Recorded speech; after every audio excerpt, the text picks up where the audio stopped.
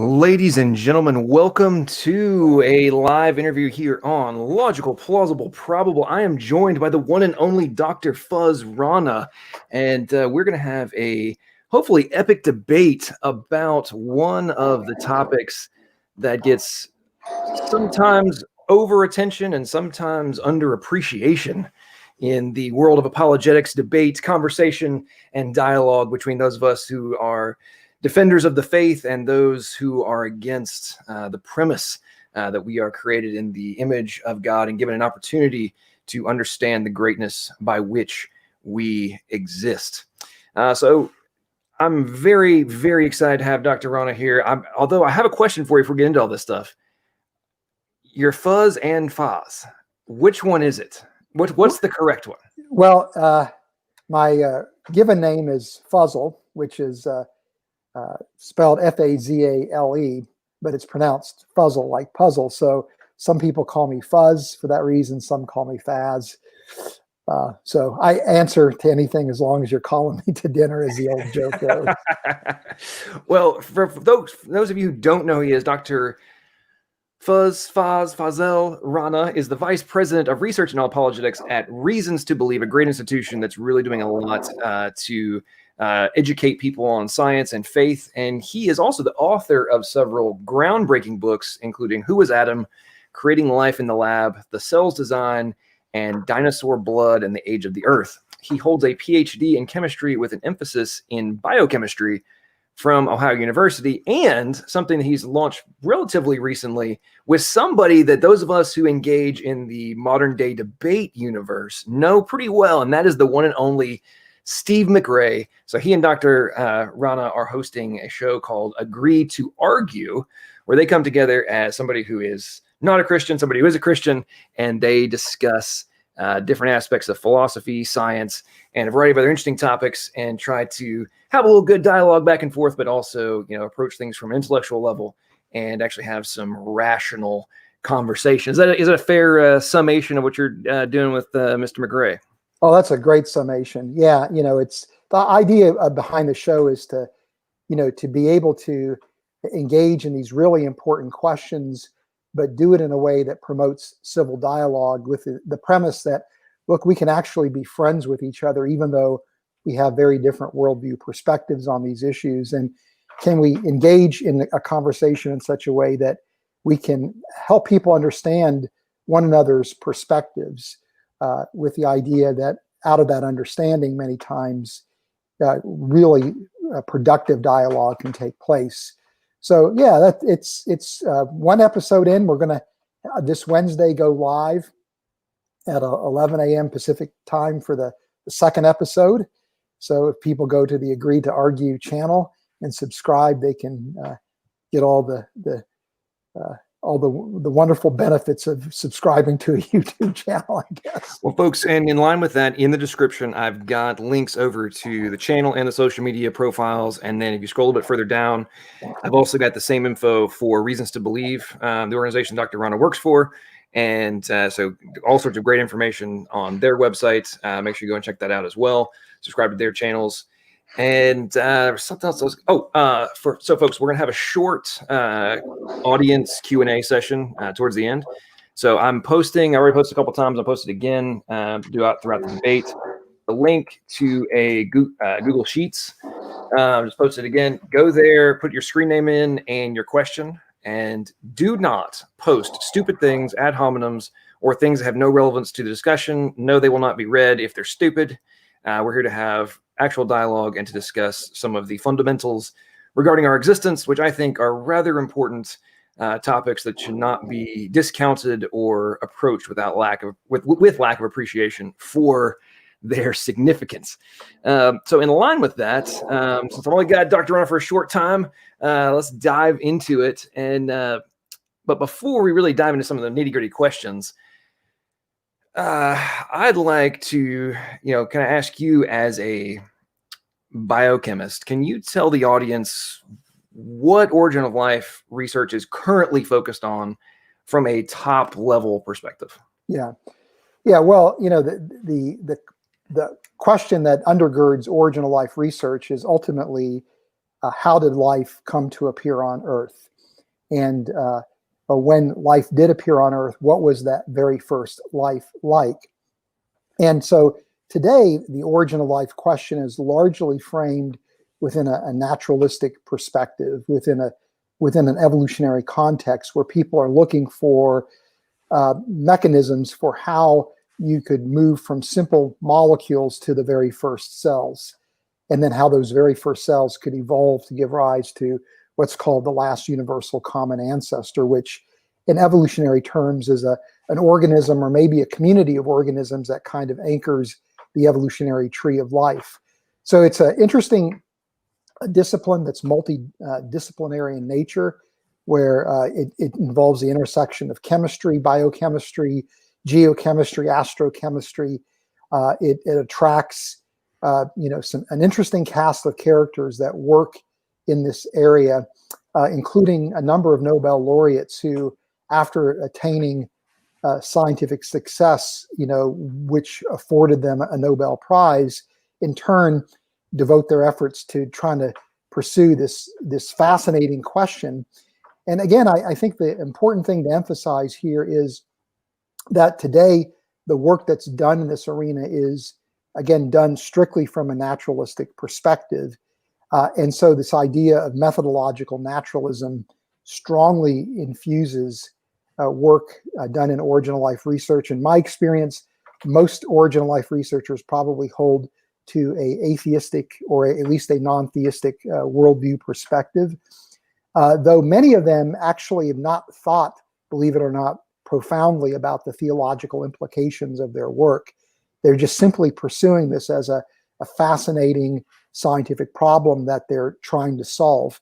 So origin of life researchers are some of the most inventive, creative, and optimistic group of people that you're ever going to want to hang out with. Fun group to interact with. And they've always been actually very welcoming to me, even though they knew I was coming at things from an old Earth creationist perspective. I've always felt like they were willing to extend respect to my viewpoints and engage them, though would be highly unlikely to go down that path because of the influence of methodological naturalism. It's not uncommon to hear origin of life researchers say that it looks as if the origin of life is a miracle, but then they will say, but as scientists, we can't go down that path. And so they continue to pursue some kind of mechanistic explanation. Right. Yeah, I've read some of those quotes, and it's from arguably some of the most credentialed geniuses, shall we say. And Yeah. it's very fascinating to read those statements. And very oftentimes, and correct me if I'm wrong on this, but oftentimes they're very frank statements. It's not hyperbole in any fashion. It's like, no, this is the case, but I'm just going to refuse to even accept the alternative. I mean, is that a fair statement? It is. It is. And many times it's not like this outright anger or hostility towards religion. It's just that, again, they're strongly influenced by the idea of methodological naturalism, that in science you can only pursue a certain category of explanations, those that are mechanistic. And so any appeal to the supernatural, to the miraculous, to the work of a mind is, simply off the table for them, though I think in an honest assessment of the evidence is that it does look like a miracle took place, kind of to bottom line it. Well, in just a second, folks, we're going to dive into some of the abiogenesis paradoxes from a chemistry perspective. But, in line with what we're talking about right this second, would you say, is it fair to say that in spite of all of the brain power that's being thrown at this problem, is it reasonable to say that we're not really any closer to figuring out the spontaneous formation of functional proteins, DNA sequences, etc., let alone accounting for things like complex lipids and carbohydrates? Is that fair from a abiogenesis chemistry perspective? I mean, yes and no. I mean, I think it's definitely fair to say that we're no closer today to understanding the origin of life than when Stanley Miller did his famous experiment in the 1950s. There's been a ton of work that's been done, but we're really no closer to understanding it. Now, in terms of how can we generate life's building blocks, and even how can those building blocks complexify to things like peptides or nucleic acids, there are, at least plausible pathways for how that might happen. But the real issue isn't, does that chemistry exist? But the real issue is, how would that chemistry ever be productive under the conditions of the early Earth?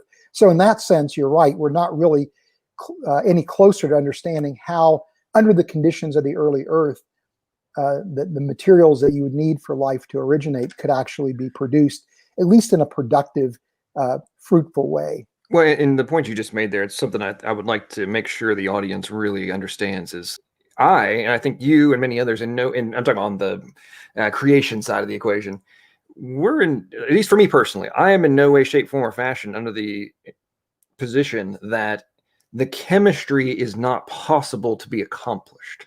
Because obviously the ability for the chemical reactions to take place in order to reach the end goals are possible. Otherwise we wouldn't exist, right?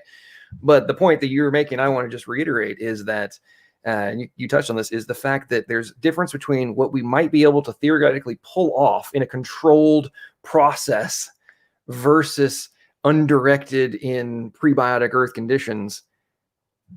That's entirely two dichotomies. Is that fair? Or entirely different dichotomy?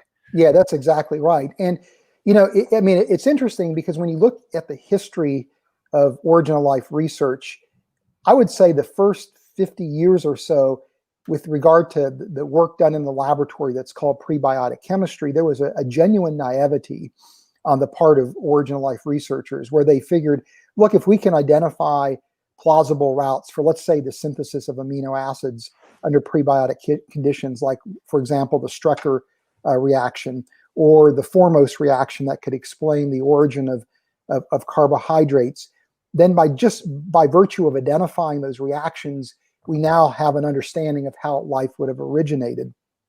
And today in origin of life research, there's a greater degree of sophistication, where most people in the origin of life research community recognize that earlier work, while it was significant work on one hand, really is irrelevant to the origin of life problem, because they now recognize that those reactions are only possible because you're working in a laboratory where you have organic chemists that have jimmy-rigged the system so that you ensure the success of the reaction. And that when you then try to translate that chemistry to the conditions of the early Earth, it's highly questionable if you would have that level of controlled conditions that would lead to productive, reactions that would really drive forward the origin of life process. In other words, that the researchers have recognized that they have played an indispensable role in actually ensuring the outcome of the experiment, that this is sometimes called unwarranted researcher intervention. And there are now origin of life researchers who are acknowledging that this is a real issue, that human intervention is a real issue. And of course, some that are even more perceptive will point out that this in effect represents what you might call the hand of God dilemma. That is, in effect, the researcher is operating as if he or she is the hand of God to ensure that chemistry will yield at a productive level nucleobases or fats or sugars or amino acids. And so, to the credit of origin of life researchers, they really recognize this as a problem. And so to me, the grand irony is the very work that's been designed for 70 years or so to validate chemical evolution, ironically, is actually presents us with one of the most compelling reasons to think that somehow a mind must be involved in the origin of life, because of the necessary role of the researcher in the laboratory to make the chemistry work. Something I came across recently, this week actually, or last week, that I thought was extremely fascinating was, this is somebody I'm sure you are aware of, Lee Cronin. Oh yeah. He actually admitted that he wanted to play God. And this is in context of research. But the part I found more interesting than anything was like that, little jab aside in response to somebody asking questions about abiogenesis. That wasn't really what struck me. It was the fact that what he is now researching is not carbon-based life. He's trying to create an alternative base life form. I'm like, okay, wait a minute. Why? You have templates to look at and try to copy. I mean, I'm sure you follow my logic here. Why would you not, why would you not try to go after that? To me, that seems like the dramatically more plausible route to go. But now you're going to try and go after something completely different. Either one, is that extreme arrogance, or two, do you recognize and just don't want to admit that the premise of being able to play the God role in what we view as life is not really a plausible leveraging of your genius? And I don't know, you feel free to respond, don't respond on that, but that really struck me when I was reading through that, his dialogue on that. Yeah, and there is this idea that that the biochemistry that we see on Earth is essentially Earth-centric. That there's this large number of other alternative biochemistries that are possible, and so I don't want to speak for Lee Cronin, but I imagine part of his motivation is, hey, if we can figure out how life originates in some other context other than carbon-based life, then maybe we'll develop a fundamental understanding of the origin of life process and the nature of life, because nobody can actually define what life is, right? That in and of itself is a whole other set of problems. But the fact of the matter is, we know that there is no other chemical element other than carbon that is actually going to be useful for generating living systems. No other chemical element has the chemical complexity that you would need in order for life to be possible. And this was recognized at the turn of the last century, in the early 1900s. And I can remember in the mid-1980s, I was in graduate school and taking an advanced inorganic chemistry class. This was a class on the representative elements. And so we talked about silicon chemistry. And part of that discussion was why silicon could never serve as a suitable replacement for carbon. And the best chance you have of an alternative biochemistry would be silicon, because it's right beneath carbon in the periodic table. But carbon is the only element that will form, compounds that are stable, that are linear, that are branched, that are cyclical. It can form compounds with nitrogen, oxygen, and sulfur heteroatoms. And so you've got this incredible diversity of chemistry available. So there's probably well over 1 million compounds of carbon that have been discovered, right?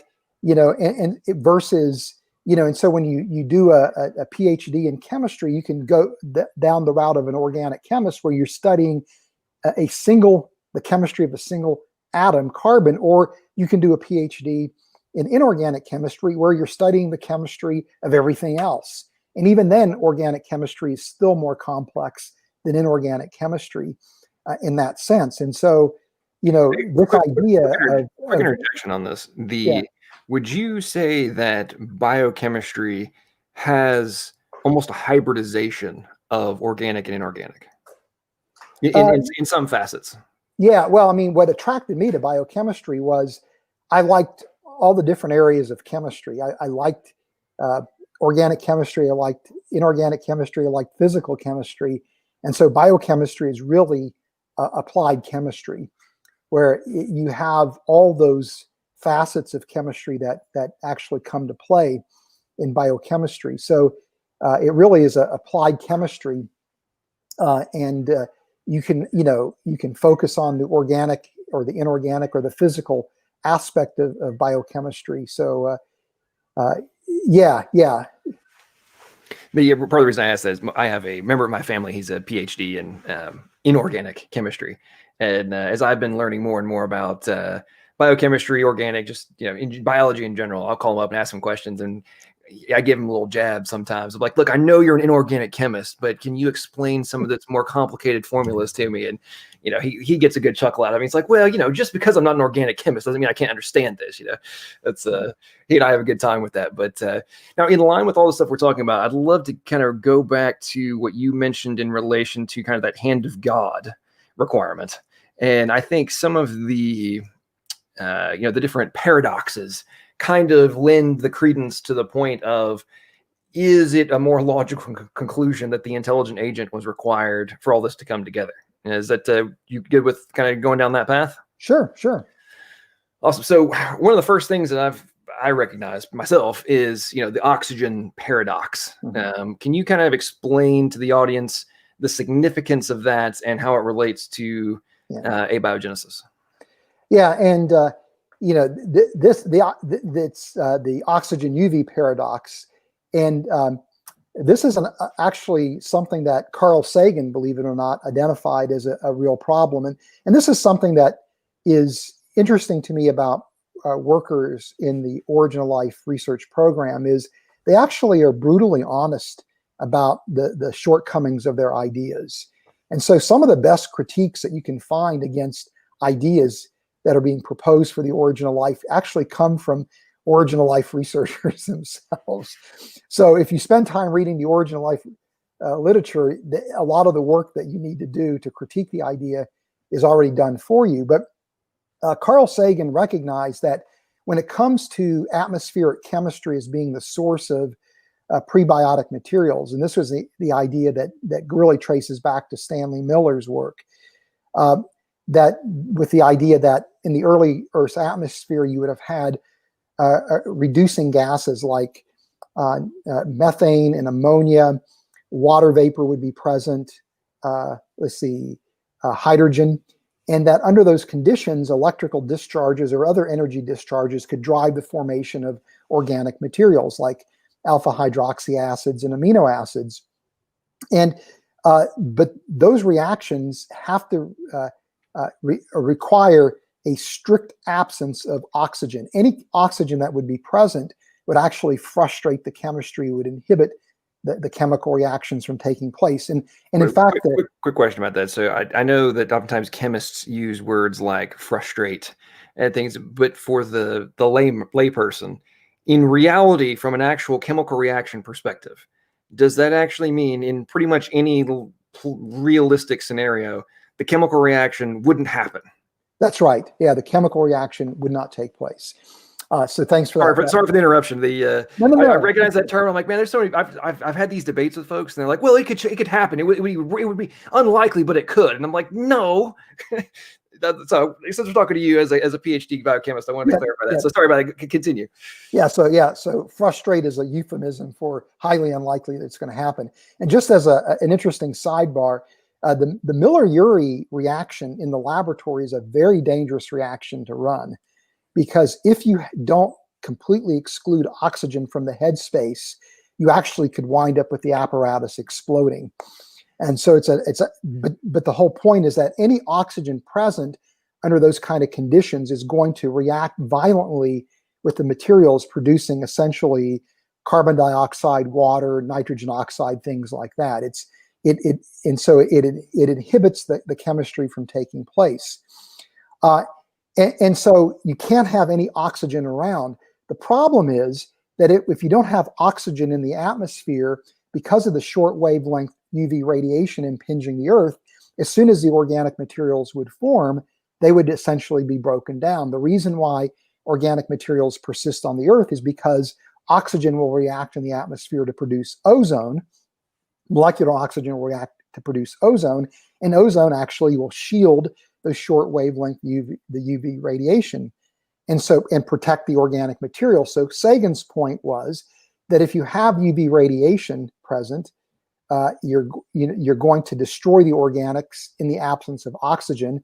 If you do have oxygen present, you do have the potential to protect the organics from the short wavelength UV radiation, but the oxygen is going to inhibit the production of organic materials. And so no matter what you do, you simply can't win. And so today, most people think the idea that the atmospheric chemistry contributed to the origin of life is pretty much a non-starter. Most people think the Miller-Urey experiment and experiments like those are irrelevant. That's why there's so much interest on hydrothermal vents as a possible source of prebiotic materials, or extraterrestrial delivery through meteorites or asteroids or interplanetary dust particles. Well, in line with that, let's move on to the next paradox, because obviously hydrothermal vents correlate directly with the next one I'd like to touch on, which would be the water paradox. And actually, before we dive into the water paradox, the point you're making, I assume you've read and are familiar with the whole, if we have leverage the UV light day-night cycle in a puddle, we can create RNA and things of that nature. Is what you're talking about in the oxygen paradox, is that going to be, would that affect that premise that I'm talking about, or would it maybe or maybe not? Yeah, it wouldn't, because let's say, you don't have oxygen present, and so during the night you generate organic materials, and then during the day you have UV radiation. But even as these materials begin to accumulate, in some kind of locale on the surface of the Earth, they still are going to be impinged with UV radiation, and Right. so it still will. And now, if they don't have protection, then the UV is just going to fry it, and it doesn't matter if it forms every night. You're going to get scorched every day. Is that a fair assumption? Yeah, because some of these materials could dissolve in the water and be at a sufficient depth that they would escape the destruction. But these are dynamic systems, and so these organic materials are going to actually want to, because of the solubility properties, partition near the air-water interface, and so they're not going to. You're going to constantly be replenishing the destroyed organic materials at the surface or near the surface of the water, so that eventually that those organic materials are going to be destroyed, or you're going to destroy sufficient number that it's not going to likely be productive for the origin of life. Got it. Okay, so the hydrothermal vents, alkaline vents, and such are one of the most popular talking points right now, right? Is that fair? Mm-hmm. Yes. Okay. So let's dive into a little bit of both their plausibility, as well as if you can kind of give us an overview of the water paradox itself. Yeah. Well, with hydrothermal vents, the real problem there is the high temperatures, and so it's an environment where you do have gases that would be emitted from the hydrothermal vents. You've got a lot of mineral materials that could serve as catalysts that could generate prebiotic materials. But the problem is you've got these high temperature environments where the half-life of the organic materials you're going to produce is relatively short-lived in these hydrothermal vent environments. And so Stanley Miller himself actually wrote kind of a landmark paper where he critiqued the idea of life originating at hydrothermal vents, and just argued from a chemical perspective that was impossible. And so, the hydrothermal vent environment as a source for prebiotics isn't any more compelling than, appealing to atmospheric chemistry. Sidebar question on that. You mentioned the half-life. Without like the poly A tail and some of the different stabilizing agents and other enzymes, what is the actual half-life? Realistic half-life. Obviously, I know it can vary slightly and such, but like, what's the generally accepted half-life? Things like RNA that's sitting hanging out in the in a hydrothermal vent, for example. Well, RNA is a highly unstable molecule. Off the top of my head, I couldn't tell you what the half-life would be under hydrothermal vent conditions, but even at room temperature conditions in an aqueous environment, RNA is going to very quickly break down. It's a very fragile molecule that is readily hydrolyzable, and it has to do with the nature of it has to do with a reaction that you would call we call a self hydrolysis, where the OH group on the number 2 position of the ribose can actually attack the backbone. And so it's a kind of a self-hydrolytic process, which when you look at DNA, the difference between DNA and RNA, at least when it comes to the backbone, is an absence of a hydroxyl group in the 2 position. That's why it's called deoxyribose.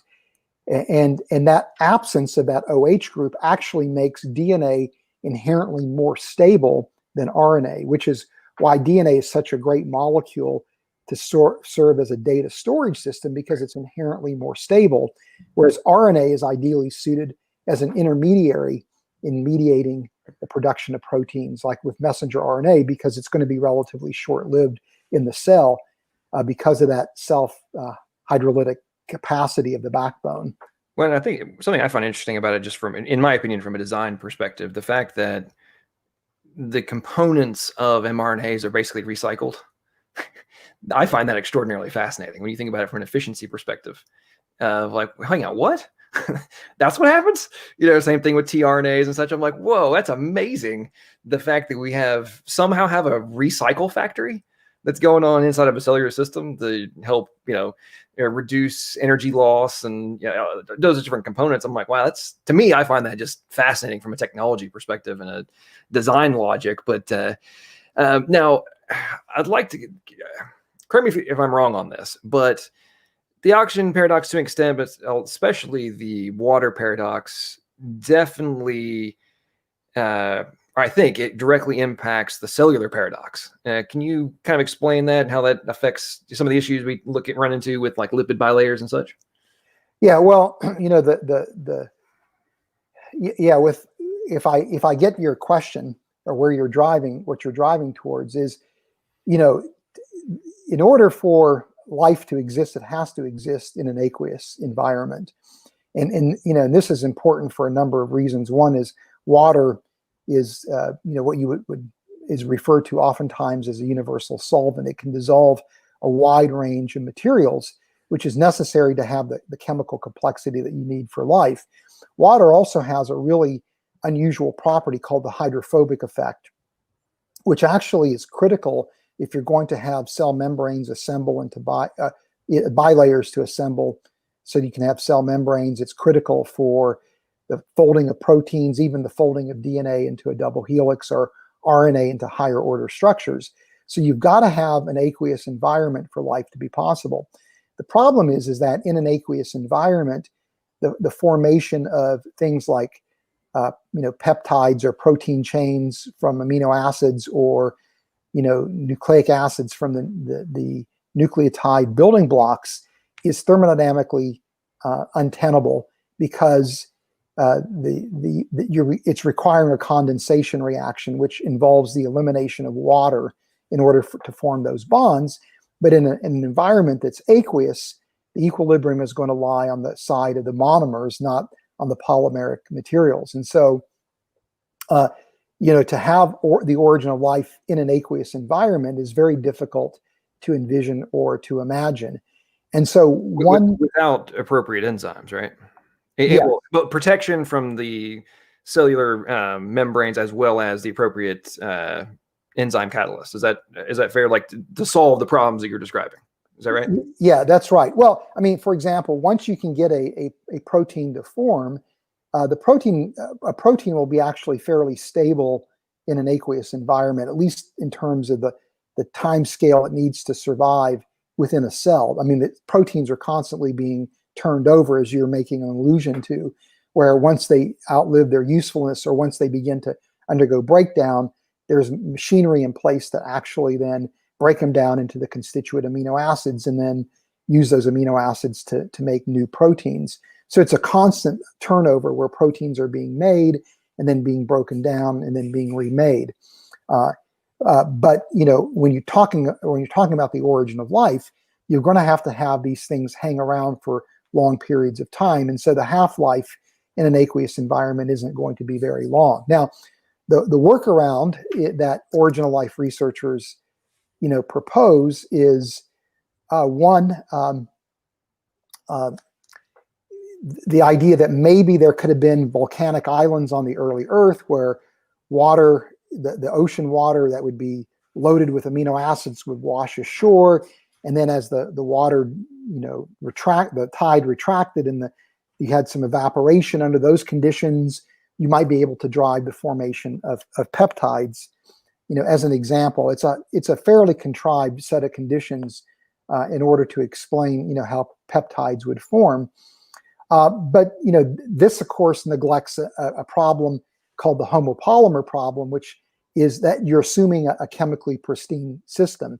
As soon as you start looking at the complexity of the early Earth environment, there's going to be all these reactions that are going to inhibit the formation of peptides or frustrate the formation of peptides. I would love to ask you a question on that for a little clarification on that. In terms of the experimentation research that's being done, are they being able to form polypeptide chains equivalent to what we functional proteins without using pre-existing enzymes, organic biological catalysts, ribosomes, etc.? Are they being able to just like throw a bunch of amino acids in a bowl, obviously figuratively speaking here, and have these things all bond, or are they running into problems with that? No, well, I mean, what you're likely making under those kind of conditions is something you might call protein-like materials versus actual bona fide proteins. So it's highly unlikely that these materials that are being produced are going to have any kind of real value to chemical evolution. And there's no obvious pathway from those protein-like materials to the types of proteins that you would see in the cell that could carry out, highly efficient chemical processes, chemical reactions. Another workaround would be the appeal to clay clay or other mineral surfaces, where these could serve as maybe sites where you could get high concentrations of, the building block materials, and then the mineral surfaces could serve as catalysts. That's probably one of the leading ideas for how something like, the RNA world might emerge, how RNA building blocks could assemble into, RNA polymers. But the problem is when you look at the experiments done in the lab, and this will be a theme that we'll be talking about all evening, is that when you look at the experiments done in the lab where people have assembled RNA on clay surfaces, these reactions have to be done under chemically pristine conditions. As soon as you begin to include materials that would be present on the early Earth, those reactions are either inhibited or the RNA molecules break down as soon as they're formed. In addition to that, in order for those reactions to work, you actually have to buy the clay from a special supplier. Not any old clay off the shelf will work. And then you've got to treat that clay in a very special way. And the reaction has to be run in basically pure water, in distilled water as the solvent system. So it's such a highly contrived system that, again, if it wasn't for the researchers' intervention, it's unlikely that the RNA would ever assemble. So even then, when you start to appeal to mineral surfaces, the experiments that are done in the lab that seem to support that idea, when you evaluate the details, again, they're unrealistic conditions that would never apply to the early Earth. So it's really not clear how you could actually have a workaround with regard to this water paradox. And to kind of expand on the whole RNA world problem, and the clay formation, or using the clay for the formation of RNA chains. Correct me if I'm wrong on this, but to my knowledge, all things that I've read, they have not been able to actually get self-replication of RNA that's been formed without having pre-existing catalysts, whether it be enzymes or some other type of catalyst. They haven't actually been able to get the RNA chains they've gotten to form on the clay. They haven't been able to get them to replicate. Is that, am I still correct on that? That was the latest research I had read, but I'd love to make sure I'm correct on that position. Yeah, well, in order for the RNA world to work, first of all, you have to be able to have a wide range of what are called ribozymes, RNA enzymes that could carry out a wide range of biochemical operations, including self-replication. And, people have been able to make these artificial ribozymes in the lab that can carry out some very interesting chemistry that would support, the origin of life or support the hypothetical RNA world. Nobody's been able to make a self-replicating system that is truly self-replicating in the way that you would need it for the RNA world to work. Now, what's interesting is a lot of the work that's done to support the RNA world is through a set of experiments called in vitro evolution, where they can take random RNA sequences and then select those sequences for a particular chemical property. And then once they select those sequences that work in the lab, they can essentially reverse transcribe them into DNA, amplify the DNA using like a mutagenic PCR reaction to create a new pool of DNA that they then transcribe into RNA, and they repeat that process over and over again. Quick question. And Are they using reverse transcriptase for this? yes, yes. So, and that's an extraordinarily simple complex right there. yeah, but you're picking up the point here is that you can actually evolve some very interesting ribozymes, but that protocol that you're using to go from a random RNA sequence, to a particular ribosome that has a particular function, again, it's a highly contrived system where intelligent agents are jury-rigging the system in order to produce those ribozymes. Nobody knows how that kind of evolution could have happened under the conditions of the early Earth. So again, it's researcher involvement that, and even using that particular approach coupled with what's called rational design, nobody's been able to produce a self-replicating ribozyme, which you would need for the RNA world. So again, everywhere you turn, the same issue arises, and that is very interesting chemistry that's being done in the laboratory that at first glance, if you're generous, can be interpreted as support for chemical evolution. But when you really press the details, you begin to recognize that, again, this is not relevant to the origin of life because of the conditions are so artificial, and researcher involvement is so central to the success of the work. Well, and what you're saying there, to me, it really kind of leads to the protein paradox. But it kind of to dovetail into the protein paradox, one of the things that I had an engagement with recently was on I agree that it's not realistic, but we actually think that the simple version of a ribosome with just ribozymes and some short stabilizing proteins, there's like 3 of them, would be able to engage in the process. And so I went but the irony for me, and this is what I'd love to kind of get your opinion on as we dive into the protein paradox, is per their own arguments, those stabilizing proteins have been around since the beginning. And they were being framed as short polypeptides. So I went and looked them up.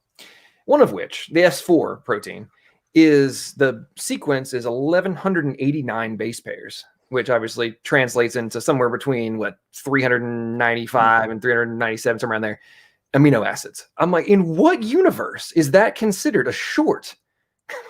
It's not as long as Titan, but it sure as heck isn't, massively simplistic.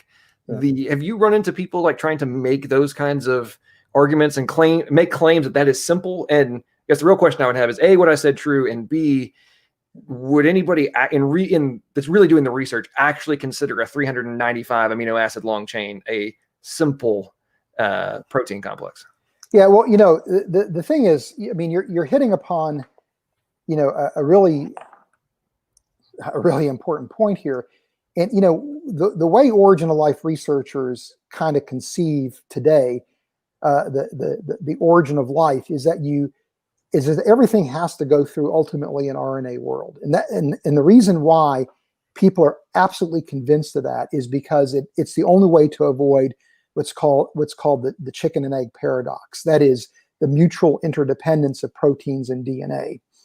And so the only way around that is to say, well, there must have been some kind of biochemical world where, you didn't have that mutual interdependence. And so if RNA could serve as both an information storage system and a catalytic system, you solve that chicken and egg paradox, that chicken and egg problem. But the challenge here is that it doesn't look like the RNA world works for a number of reasons. We've discussed a few of them here.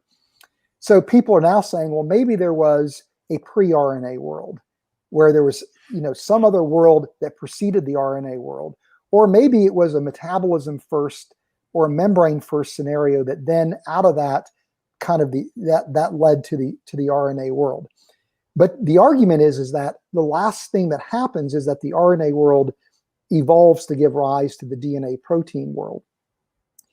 And so there's no clear understanding as to how that transition took place. The best that anybody can offer would be quote unquote clues as to how that transition would happen.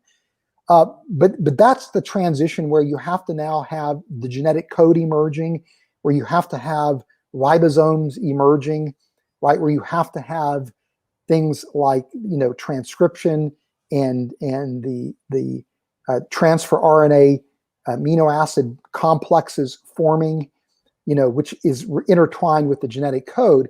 And people will point to studies like the one that you're talking about, saying, well, maybe this is a clue to how something like that happened, but there's no real explanation. So something that's becoming kind of popular today is a version of the RNA world called the RNA peptide world, where they're saying, well, maybe in the RNA world there were already a few peptides that were forming, and these peptides could serve as kind of like allosteric molecules that would regulate or modulate the activity of ribozymes, and therefore would form some kind of intimate association. And maybe the ribosome evolved out of that because the peptidal transferase activity in a ribosome is actually a ribosomal RNA that's doing the catalytic work, not proteins. But the problem is with how do you explain the origin of ribosomes? To me, the fundamental problem is you cannot escape an autodestruction cycle when you're trying to evolve ribosomes. Because let's say you have a simple ribosome that's the ribosomal RNA and a handful of proteins. Those proteins are still playing a critical role, they in the ribosome structure and function.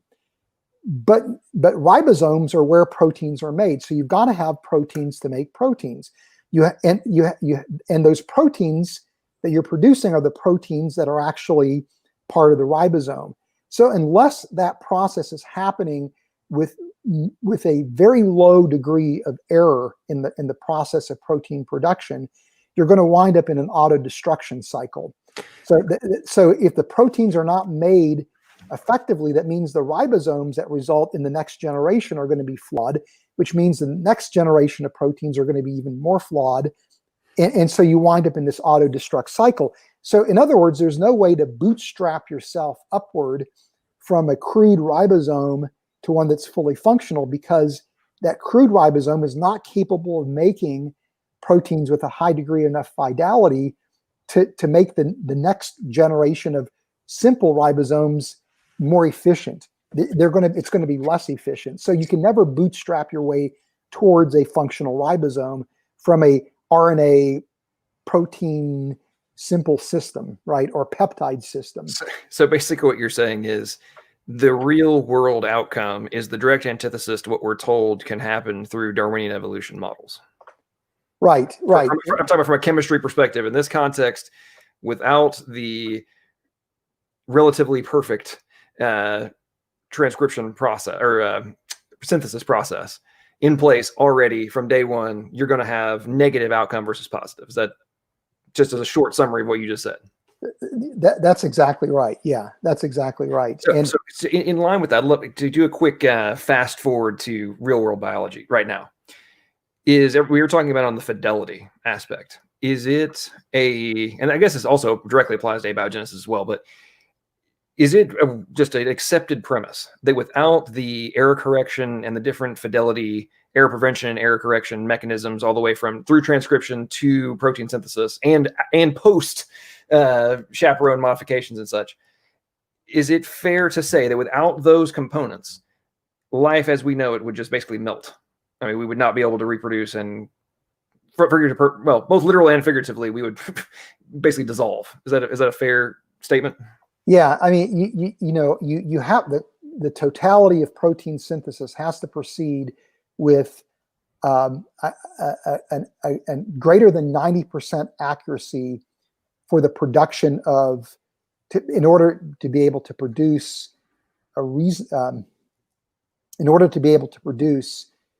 a protein that would be about 300 amino acids in size. So the rate of error in that total process of protein synthesis is such that you have a 90% chance of producing again, a functional protein that's 300 amino acids. And if you have an error rate that is lower than that, then it's going to be such an inefficient system that life isn't going to be able to exist. And if the error rate is improved, so you have like a 99% chance, then in order to produce a protein under those conditions, you have to have such stringent quality control systems in place that the process of protein production would be too slow for life to be possible. So there's this optimal error rate that it's high enough accuracy that you're ensured 90% of the time you're going to produce a functional protein of 300 amino acids in size, but not so optimized that the rate of production would be so slow that life wouldn't exist. So it's a highly optimal error rate. It's interesting. You're bringing that up on the. I actually had a conversation with a PhD evolutionary biologist on this exact topic, and we were discussing the error correction mechanisms, and he was making the argument, and I've heard this quite a bit, and I'm sure you have as well, that the fact that there's any error at all means that it would be evidence of bad design. And obviously the points you just made directly contradict that premise. And then from a pure information theory perspective, when you talk about, the methods of transcription of data, if you have rapid transcription, you're doing it on a small micro level, you do it as fast as possible with accounting for transcription error and then having logic on the back end to solve those errors in order to execute the speed you're talking about that's required for life to exist. And I'm like, to me, so we have it both on the mechanical side, that this must happen, or mechanical and chemistry perspective, or we have failure. And then from just a pure information perspective, you're having the counterbalance to those foreseen issues already accounted for on both sides. And to me, if you don't have both of them accounted for from day one, your life does not exist. I mean, Yeah. Is that a fair position to take? It is. I mean, when to me, one of the compelling reasons why I think that life stems from the work of a mind, apart from the whole issues with the origin of life, is just the quality control systems that are in place. I in another lifetime worked at a Fortune 500 company in research and development, and got to hang out with engineers quite a bit. And you began to appreciate that when somebody's trying to design a manufacturing operation, the quality control components of that operation are absolutely critical. In fact, the level of sophistication of quality control systems sometimes is more impressive than the assembly line operation that that the quality control systems are actually monitoring. And you want to make sure that those quality control checkpoints are in strategic places to allow you to avoid wasting energy and wasting resources, and also in such a way that you can rework any mistakes to again create the greatest degree of efficiency. So quality control systems display an enormous amount of ingenuity if they're done well, but there's also an incredible amount of foresight. And so that when you look at going from the point of transcription all the way through translation, and then even the process of protein folding, there are quality control checkpoints at every place along the line, and they're done at strategic locations. And if it wasn't for those quality control checkpoints, there's just no way you'd ever be able to produce proteins with the degree of accuracy that the cell can, at the rate that it can. And so to me, that the quality control checkpoints, I think in and of themselves stand as very powerful reasons to think that this was designed. One of the arguments, my background's in tech, and one of the arguments I've made to folks when they talk about the fidelity rate of transcription and translation it's not as good as what we do in our computers. And I'm like, okay, well, let's think about this for 1 second. Remove all of the shielding from your hard drive. Stick it outside in the sun, in water, jump it up and down, bang it around while doing ongoing copying. Then get back with me on who has the better fidelity rate. And nobody, of course, ever wants to take you up on that, because if you have half a brain, you will immediately recognize that, oh, wait, in that scenario, the fidelity rate, a computer wouldn't have a fidelity rate at all. It would crash, right? You wouldn't be having copying at all, period. And if you sit it outside too long, the data is going to be corrupted and you're toast. And it's like, to me, when you think about this from the premise that from 0 to 80, 90, 100, even though you're having data corruption along the way, you still maintain the majority of fidelity, literally being copied who knows how many times. I mean, we're talking in the so many zeros after the one. There's no telling how many times over the course of your lifetime what the fidelity or what the number of cell divisions were and the transcriptions. I memean, good night. To me, it just blows the mind when you think about that in terms of like, wait a minute, what actually is being controlled by those error correction fail safes that you're referring to? That if those were not in play, how would we possibly exist? And I'd love to bring this back towards the, from the abiogenesis perspective, the entropy paradox, and not just from the, order goes to disorder, but more in line with the energy control requirement to leverage it in a mechanistic way to produce these outcomes. Can you kind of touch a little bit about how that, from a thermodynamic standpoint, how that really creates, in my opinion, one of the biggest conundrums? Yeah, well, I'm not sure if I'm getting at the point you're trying to make. If not, we can redirect. But to me, the most people today, I think, would argue that probably the very first, from an evolutionary origin of life standpoint, the very first energy harvesting process would have been probably the creation of gradients across membranes, electrochemical gradients across membranes, where you'd have a concentration of protons in excess on one side of the membrane versus the other, and then the collapse of that gradient would provide electrochemical potential that could then drive reactions inside the cell. And so the real issue in terms of trying to generate bioenergetics in the origin of life would be, how do you establish those kind of gradients? Now, in contemporary membranes, that's fairly easy to do because the phospholipid bilayers are highly impermeable, and they're perfectly suited for that role.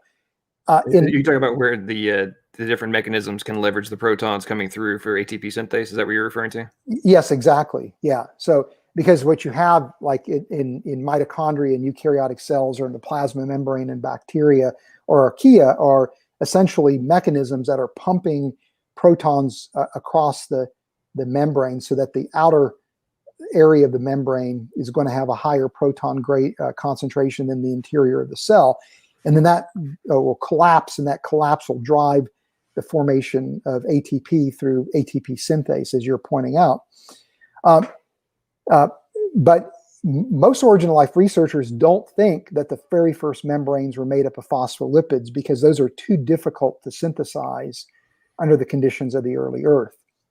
So they argue. And don't the modern ones have like quite a few different proteins holding them together and creating the actual overall structure?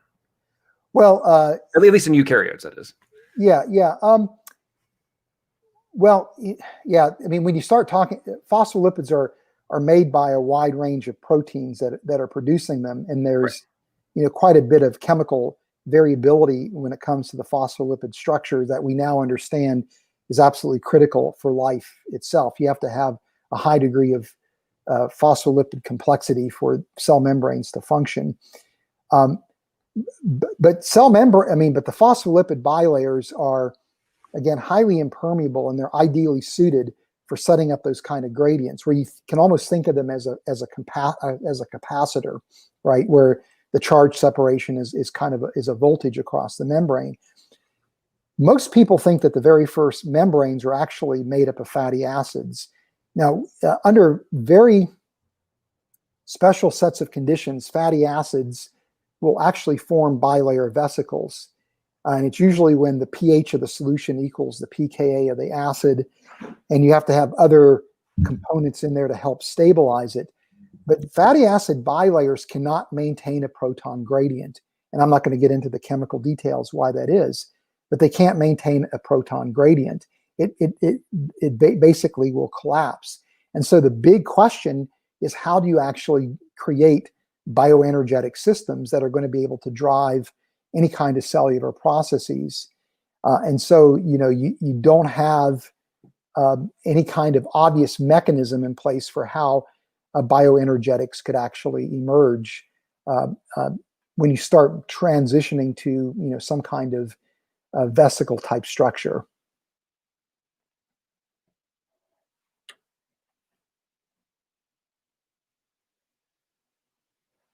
Oops, I'm not hearing you for some reason. Some of these things that we've been discussing tonight, as you've been kind of expanding on the complexity and the additional variables you have to account for, to me, it really just starts to bring even more credence to the entire reason I named my channel Logical, Plausible, Probable. Of are these arguments, can you come up with some logic that says if this and this and this and that, and all of these things also all happen in the correct sequence, then I could pull this off. Well, is that probable or plausible? Not really. And then on the flip side, well, I come up with a deep time probability that this could happen, even though it's rather illogical. And it's like, okay, well, is that plausible? To me, the more you go down these different rabbit holes, the overall plausibility of this happening through undirected process becomes utterly implausible, but the quote unquote hand of God becomes the extraordinarily reasonable and rational conclusion, especially as the point you've made throughout the night, or throughout the interview, is that, yeah, we might be able to pull this off in the lab through controlled experimentation and execution of intelligent agency. Is that a fair kind of yes point to make? I think that's essentially kind of the bottom line. That this is really what all the work that's being done in prebiotic chemistry is demonstrating, is again just how critical it is to have intelligent agency, in order to pull off even the simplest step in the origin of life. But when you start looking at what the minimum complexity for the simplest cell we could envision, it's an incredibly complex system where you have to have some kind of active way to produce and maintain stable cell membranes. You've got to have energy harvesting pathways. You've got to have genetic material that then is capable of directing the production of proteins. And you're looking at this incredibly irreducibly complex system. So we all are familiar with Michael Behe and his idea of irreducible complexity as it applies to single biochemical systems, where here we're talking about an irreducible complexity for living systems that probably you're looking at minimum, hundreds and hundreds of different, proteins that are carrying out distinct activities in order for life to exist in its minimal form. And anything simpler than that, it's not going to really truly exist as a bona fide life form. And so just the sheer complexity of even life in its minimal form, really begs the question, can you put everything you need to happen together in just the right way in order for life to be possible? Well, and as you brought up the minimal requirements, I just want a quick plug. So tomorrow, Dr. Rana will be going on Smoky Saint's channel, and they will be discussing some of this. And I know one of the topics that Smoky and Tony cannot wait to discuss with Dr. Rana is the whole protocells and some of these minimal requirements that like to get, shall we say, glossed over in terms of the level of complexity that we're actually talking about. And to me, as one thing I'm going to say on this, it honestly blows my mind when I was learning about this, was that drawing a blank on the name, the minimal life form. It's 470 proteins and mycoplasm. Mycoplasm, yeah. I thought this was fascinating. They didn't know, they still don't know, even they brought it all the way down to the absolute bare minimum. They don't know what 90 of the genes do. Mhm. And I'm like, wait a minute. You're claiming to know, have a clue about some of the minimal requirements for life, and you don't know what 90 of the 470 genes do. I mean, as a PhD, am I way out to lunch here as a layman, or am I thinking in any other context that would mean you don't know what the heck is going on? Yeah. Well, but you do know that those genes are important because Well, you know they're fundamental, like they're just going to die otherwise, right? yeah, because you can do knockout experiments and show that if you knock out those genes, the organism doesn't survive. But again, what they're doing, that's really unknown, right? And so I mean, it doesn't surprise me. Maybe it's more surprising that we actually know what the other ones do. Right. But it just goes to show that in the genomes of organisms, there are a significant fraction of genes that code for proteins that, again, their function is unknown. And so when you're trying to understand, again, the minimal requirements for life, that's a significant outage that's really preventing you from developing that full understanding. And most likely that when you do begin to understand what those different genes are doing, it's just going to add to the complexity of life. It's not going to detract from it. Well, obviously what I'm about to say, we're moving a few steps up from the ultimate bottom of the barrel of abiogenesis, but correct me if I'm wrong on this, but is it a relatively well-recognized premise that you got to also account for tRNAs, and like that's just got to be a component? Is that fair to say? I'm talking about when we're getting into, if a cell is going to exist, we got to have tRNAs. Is that fair? Yes and no. I'll say that. So if you're talking about the RNA world, then you wouldn't need tRNA. No. I'm saying moving up a few steps, we're getting to the simplest form of life. Yes, like actual cell. You've got to have tRNAs. Like there's no way around that. But exactly. But when you go from the transition from the RNA world to the DNA protein world, that's when tRNAs become indispensable. There was an interesting paper that was written a few years ago by a scientist by the name of I.S. Dunn, and he was asking the question, what would be some of the universal requirements or universal properties of living systems? So he was trying to understand what is life, and part of his question, the question he was addressing was, are molecular alphabets critical for life? And what he meant by that would be things like proteins or DNA. And his conclusion was, well, they would be, because in order to have life, you need to have requisite complexity. And the only way to get that complexity is with molecular alphabets, where you can create these combinatorial, probability. You have this wide range of combinatorial probabilities that create a collection of, polymeric materials that give you the complexity that you need. But then he pointed out that you cannot have a system that exists of what he calls a primary molecular alphabet, because that system has to replicate, and that replication process puts constraints on what's possible, meaning that that would limit the complexity that primary molecular alphabet could have. So you need to have a secondary molecular alphabet that's specified by the primary molecular alphabet that could then carry out all the functions that you would need.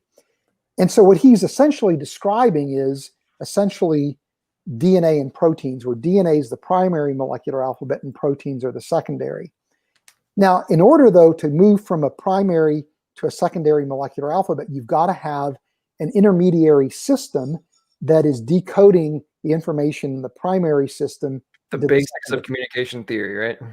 Right. And so what you're now describing is essentially messenger RNA, transfer RNA, and the ribosomal RNAs, right? And so what he's describing then is essentially the central dogma of molecular biology, that you have to have DNA, you have to have a decoding mechanism, which are the RNAs, and then you've got to have a means to produce the proteins, which are carrying out all the activity specified by DNA.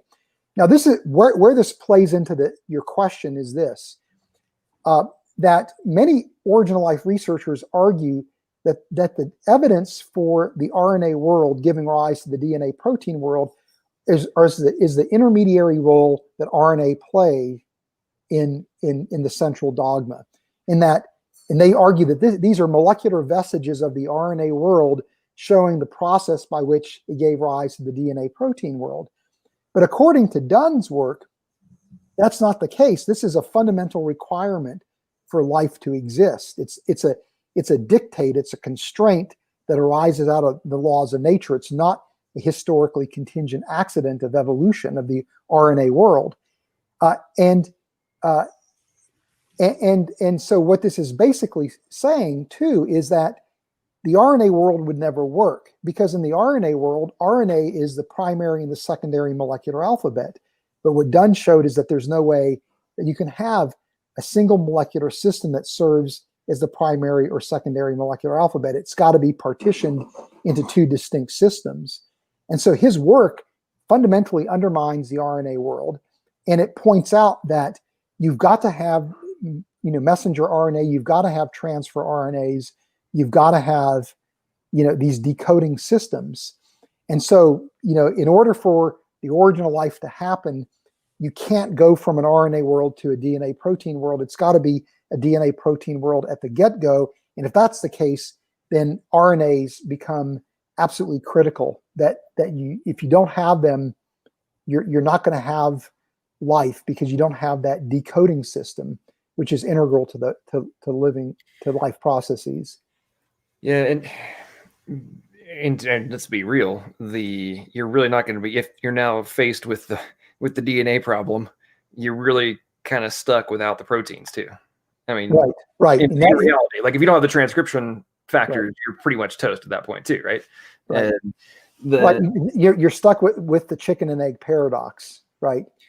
And to me, chicken and egg systems are really unusual systems, and they're the only way to produce a chicken and egg system is if there's an intelligent agent that is setting up that system to begin with. Because of the interdependency of the system, the only way that system could ever arise is through the work of intelligent agency. Well, the only, in my opinion, I think this is well accepted, and one of the points I make is, in any other context, you would be considered nuts to conclude that the chicken and egg problem could be solved without the intelligent agent. Yeah. And because ultimately the solution to a chicken and egg problem is the actualization of foresight. Yes. Like in my opinion, there's no other way around that. Right. And whether it be having set up the appropriate cascade effect from a chemistry perspective to solve X problem doesn't solve the requirement for it to be there at the same time as the other one in order for the conjoined end outcome to occur. Right. And I think everything we've talked about tonight, whether it be the data set in the DNA, the transcription process, mRNA, translation, etc., all the portions of protein synthesis, to me, every step of the way, it screams foresight. Yes, I would agree with that. And to me, it's really interesting to begin to try to put yourself in the mindset of an origin of life researcher. And this is where to me, this debate isn't so much about the science. It's actually, at the end of the day, about it's really a debate between two different worldviews. I mean, the worldview that we share is a worldview that allows for the reality of the supernatural, and that supernatural can influence the world that we live in, that there is a mind that has influenced the world that we live in. And most origin of life researchers, at least when they're operating within a scientific context, have rejected that worldview and have embraced a naturalistic worldview where the only explanation is mechanistic. And so origin of life researchers probably would dispute very little of what we've discussed today. In fact, they are quick to identify these problems. But for them, they would basically say, well, this is why it's so fascinating to do this work. This is a deep mystery, and that what we're doing is we're generating, clues.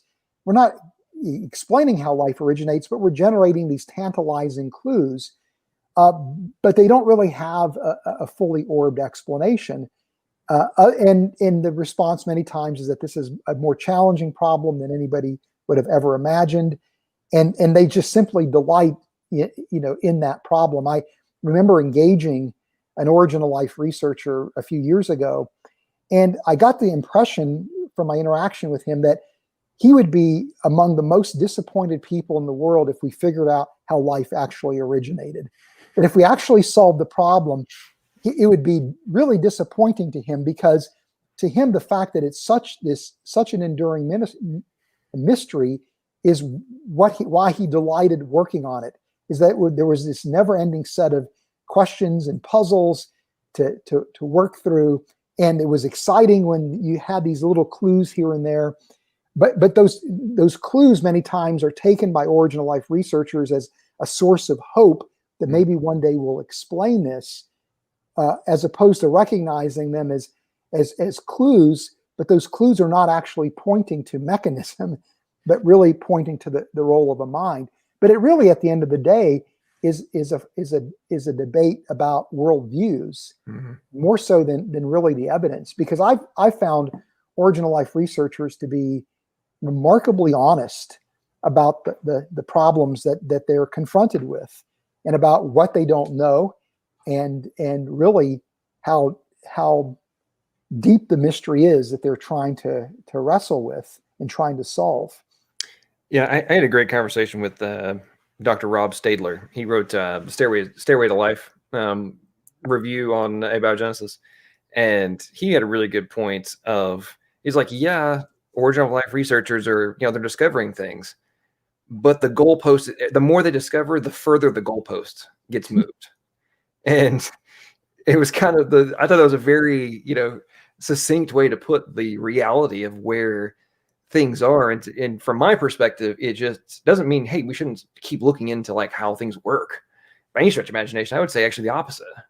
But are you looking at it from the discovery of the level of genius that was required to pull this off, right, versus somehow searching for mechanisms by which it could happen undirected? And to me, that is the ultimate conundrum that is faced by the worldviews that you're referring to, of which is the more logical, plausible, and probable conclusion. Like for me personally, one of the things that just blew my mind of like, okay, you'll never convince me this happened by chance, was the I discovered reading papers on the dual syntax for translational pausing logic in protein synthesis.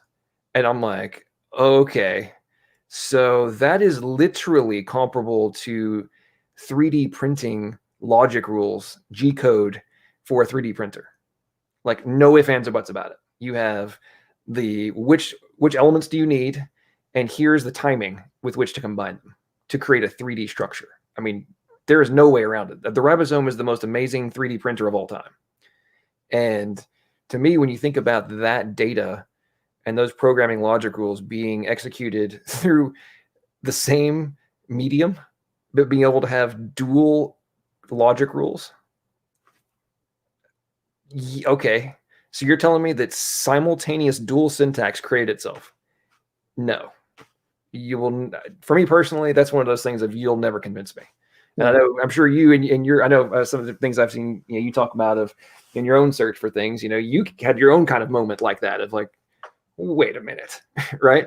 Yeah. This doesn't make any sense to be the result of undirected process. Is that, if you had similar? Oh yeah. I mean, it was essentially the origin of life problem that convinced me that there had to be a creator. I was an agnostic when I started graduate school, and it was just recognizing that the chemistry in the cell is so elegant, and the more that we learn about technology, as you're pointing out, I mean, the more remarkable the cell systems are, right? The biochemical systems in the cell, the more they have this eerie resemblance to the types of technologies that we develop, but even, 35 years ago, it was evident to me just how ingenious, biochemical systems are. And the fact that you couple that ingenuity with the inability to explain chemical evolution, to me, it suggests there's only one possibility now, that there's a mind behind this.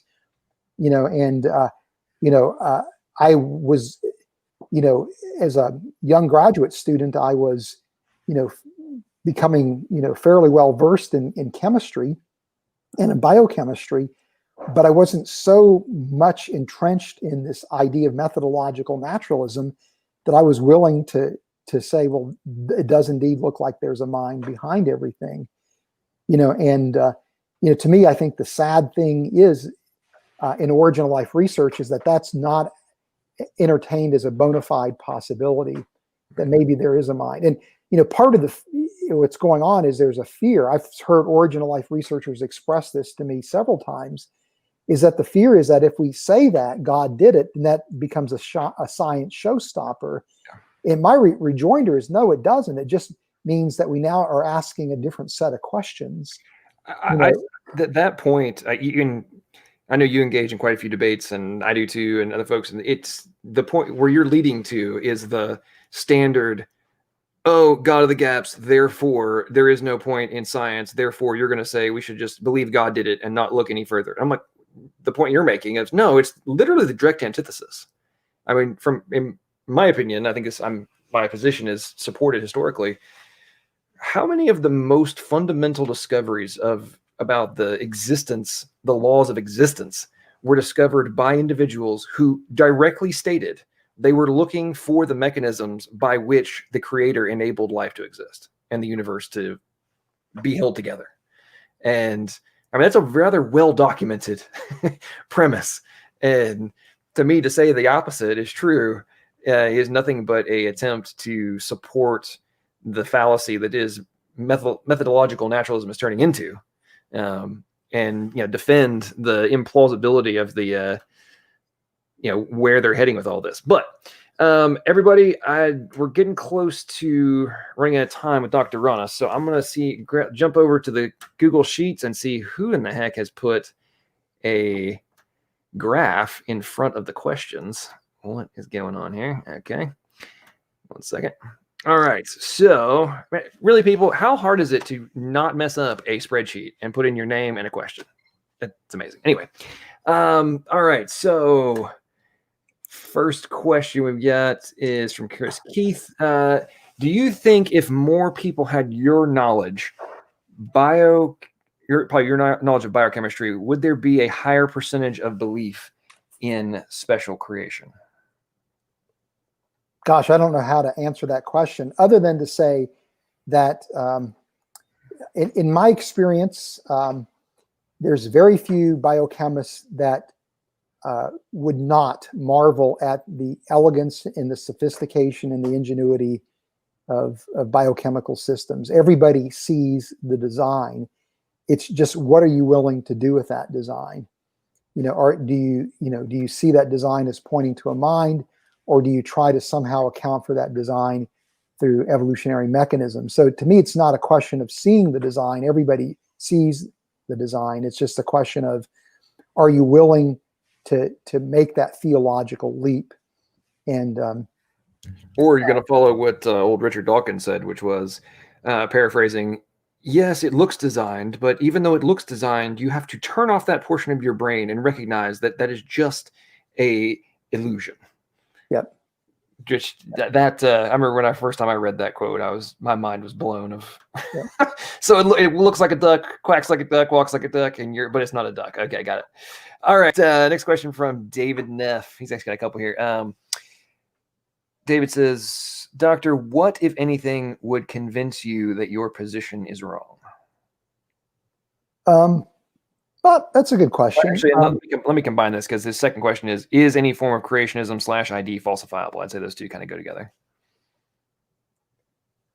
Yeah, I mean, I think, it's falsifiable, and, ID or creationism is indeed falsifiable.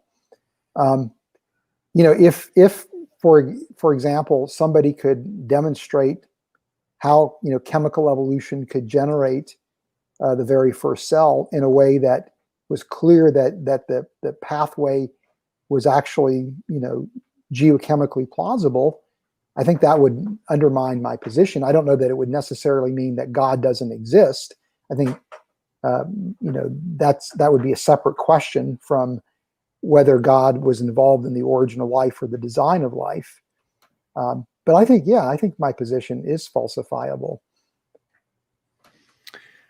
All right, next we got from Caleb. How much do we, i.e. the science community, know about the conditions of the planet during the proposed origins of life? Are there gaps in this knowledge that are also important to consider that are currently being assumed in order to proceed? Yeah, well, we don't have I don't think a robust picture of what the conditions of the early Earth were like.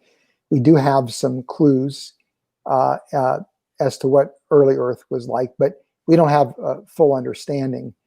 But you can begin to reasonably speculate what those conditions would be most likely like, and even apart from having that full understanding, I think we know enough about the conditions of the early Earth with regard to its likely, chemical and physical complexity, and it's probably was a place where there were a lot of locales where there were high energy environments that would have existed that would essentially influence original life research. But right now, that's an interesting aspect of original life research that in really in the last few decades has come into play, and that is what again are the conditions of the early Earth. But even the rudimentary understanding we have doesn't do any favors for a chemical evolution, because we now know that I happen to be an old Earth creationist, so I accept the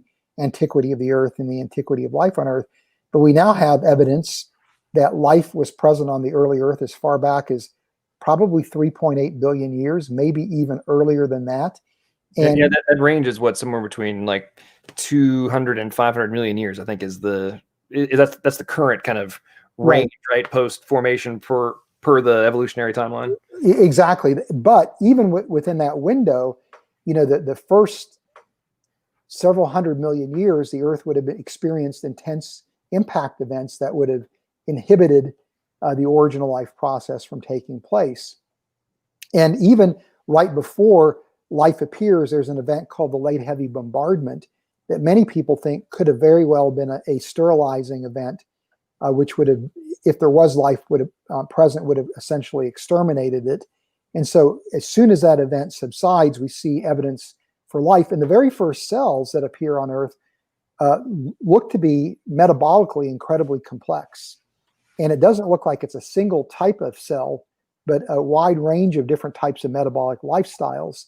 So understanding even the rudiments of the natural history for the origin of life doesn't really give you that time window that you would need for chemical evolution to transpire. So that's another piece of evidence that I think stacks up against chemical evolution, apart from all the problems with prebiotic chemistry. Well, to me, when you really factor in those things, because I usually, when I'm having debates, I kind of approach it from, okay, let's make the argument from your worldview, like remove mine from the equation. Let's talk about the plausibility from yours. And the point you're making of like when you really start to factor in the improbabilities, it's just, to me, it's just so mind bending that you have lost any semblance of rationality to argue there's actually even enough time. Like, that's what always fascinates me about the whole deep time arguments. I'm like, no. Max, per your own model, you've got 500 million years. If the total number of seconds per the entirety of the universe, per your worldview, is only 10 to the 18th, and the improbability for a simple, the most simplistic portion we're talking about is, 10 to the 77th. Like, how is that remotely plausible? If you don't even have close to the probability of that in the entirety of the universe, but you're actually working with a minuscule fraction of that, how are you even coming to a realistic expectation of, even if you could theoretically come up with this, there's not been enough time per your own model? And that's what always gets me. But before I go off on a tangent on that one, which I've been known to do, so Chris, you need to go to Smokey's interview with Dr. Rana tomorrow and ask him that question, because I'm all of the protocell stuff save that for tomorrow. I don't want to steal that from Smokey and Tony because I know they're going to be grilling the good doctor on that topic. So save that conversation. Although, as a hint, it does have to do with salad dressing, and it's a very entertaining one. All right, another question from Caleb. Where does Dr. Rana's beliefs in a creator and evolution begin? Does the creator still interact with the natural world, or does that interaction end after the origin of life? I'm of the opinion that it's not just simply at the origin of life where God is intervening, but also at different stages throughout life's history. I don't completely reject the idea that there are evolutionary processes that are at work, but I do believe that there are key places in life's history where God has to intervene. And, just like the origin of life represents a really serious conundrum for evolutionary people that hold to the evolutionary paradigm, so does the origin of eukaryotic cells. We see the same thing when it comes to the origin of animal body plans. I would say, at minimum, the origin of human exceptionalism, the origin of consciousness.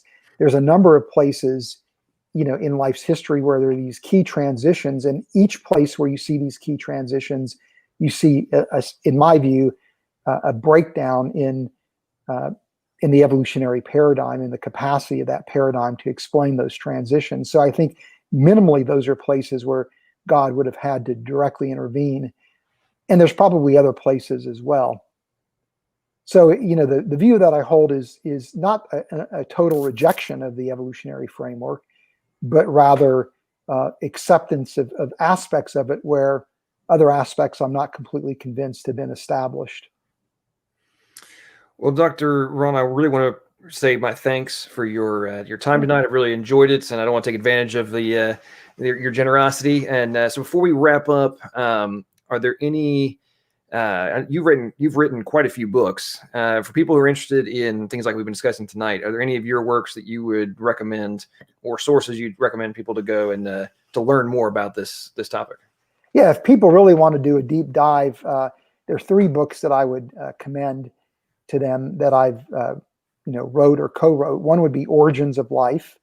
One would be The Cell's Design, and the other would be Creating Life in the Lab. And those kind of form a trilogy, if you will, that are all dealing with the idea of the origin of life and the design of biochemical systems. And then also, if you just want to begin to dip your toe in the water, I would recommend going to our website, reasons.org, and there's a ton of blog articles and web articles that we've got written that you can download at no cost that deal with a lot of the topics that we've addressed this evening. So those are some places people can go to continue, exploring this topic. Awesome. Well, thanks again for your time. Tomorrow, folks, over on Smokey Saint's channel, I got a link for this in the description at 4 p.m. Pacific, 7 p.m. Eastern time. Dr. Rana will be joining Smokey and Tony over on Smokey Saint's channel to have more in-depth conversation about and kind of expand upon what we've covered today.